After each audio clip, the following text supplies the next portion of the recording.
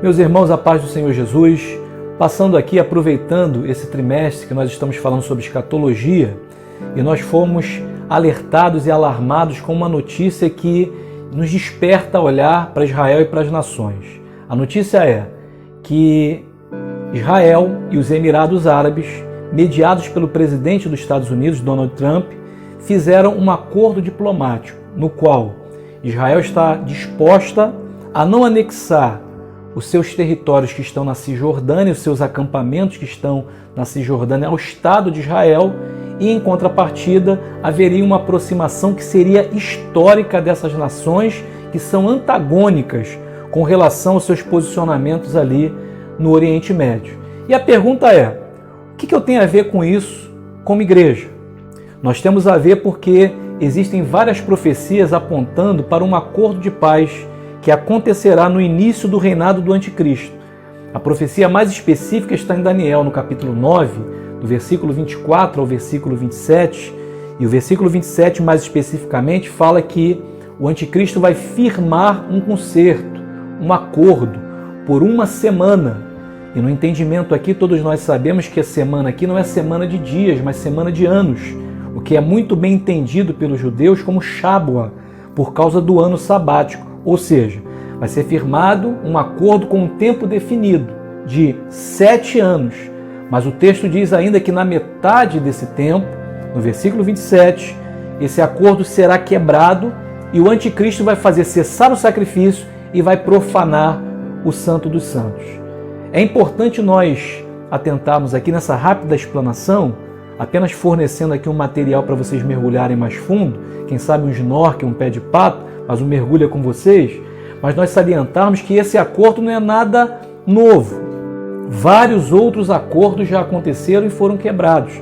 Podemos citar alguns aqui, como a Resolução 242 em 1967, como Camp David em 1978, mediado por Jimmy Carter, como a Conferência de Madrid em 91 e o Acordo de Oslo em 1993. E tantos outros mais, em 2000, 2001, 2002, 2003, 2007, e todos eles foram quebrados, não é?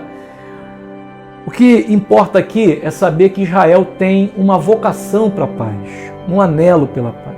Quando nós vemos os posicionamentos de Israel, logo depois de ser estabelecido como nação, em 1948, o Estado judeu foi fundado, no outro dia as nações árabes caíram contra Israel para poder exterminá-los totalmente. E uma após outra, a Guerra da Independência, a Guerra do Yom Kippur, a Guerra do Sinai, da Campanha do Sinai, a Guerra dos 6 dias, uma após a outra, nós percebemos claramente que Israel estava sempre disposta a ceder.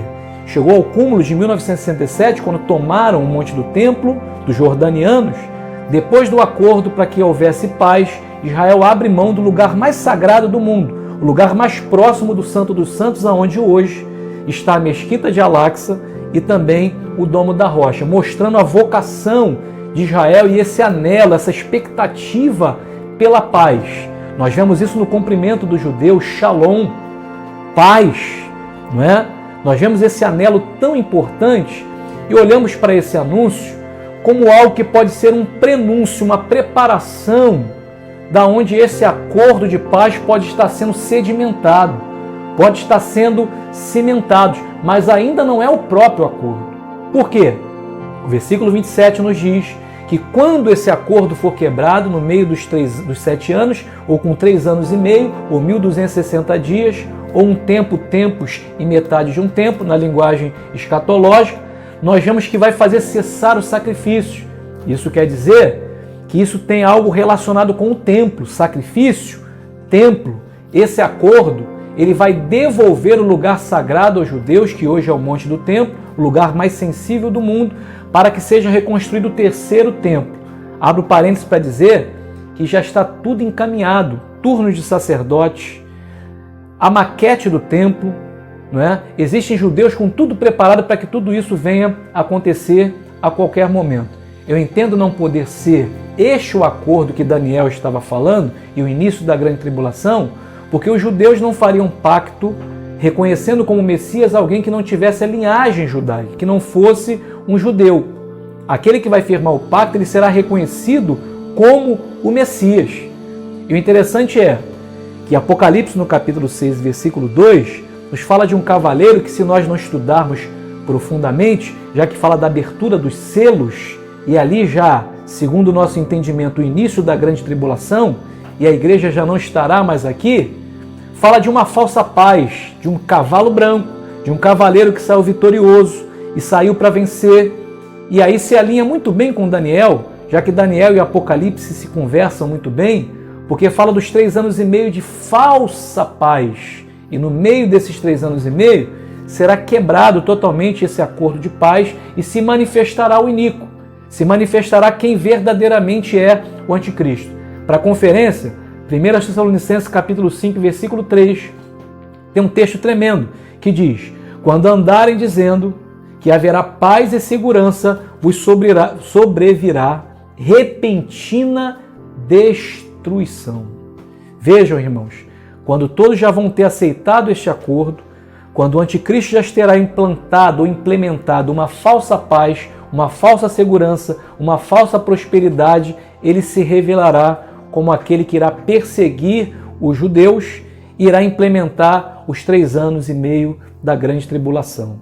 O interessante, para a gente poder finalizar, é que nós temos que evitar 2 erros aqui em escatologia, cruciais, que muitos tropeçaram neles. O primeiro, nunca exatar o dia exato do arrebatamento da igreja, porque a Bíblia diz, o próprio Senhor Jesus falando, que ele não sabia, ele abriu mão da sua divindade. Filipenses no capítulo 2 fala sobre isso, que ele abriu mão, ele se autolimitou, se nem ele sabia, nem os anjos que estavam no céu, o dia e a hora que isso aconteceria. A segunda coisa aqui é que nós temos que evitar dizer quem vai ser o anticristo. Por quê?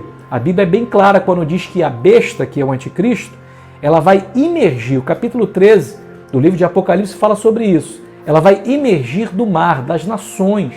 E alguém que emerge, que surge, não é alguém que já está no cenário, já está sobre o mar. Vai ser alguém, quem sabe, desconhecido, que já está sendo preparado ou vai ser preparado para assumir este posto. No demais, irmãos, a Bíblia nos mostra claramente que a igreja vai ser poupada de todo esse período segundo nós acreditamos.